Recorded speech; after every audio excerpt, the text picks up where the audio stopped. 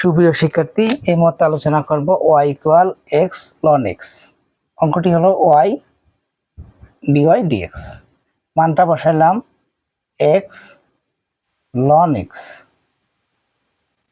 এখানে দেখেন কিসের সূত্র পড়েছে? uv, কোণের সূত্র uv dx v u dx।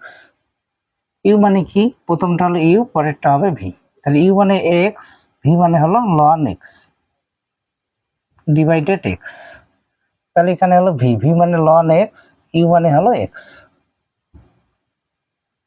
uv সূত্র বসিয়েছি, তারপরে মান বসিয়েছি। x এর x, এটা 1 বাই সূত্র 1/x প্লাস ln x, আর এটা হলো 1। তাহলে x x যদি আমরা কেটে দেই 1 থাকে 1, আর এখানে ln x। এটা হলো উত্তর। আরেকবার বুঝাই দেই, uv v u। u মানে x, v মানে ln x, v মানে ln x, u মানে x। তাহলে x এর x, ln x এর সূত্র 1/x, আর ln x এখানে x মানে 1। তাহলে x x যদি কেটে দেই 1 ln x। ঠিক আছে, দেখা হচ্ছে পরবর্তী ক্লাসে। পরবর্তী ক্লাসের আকর্ষণ হলো ভাগের সূত্র।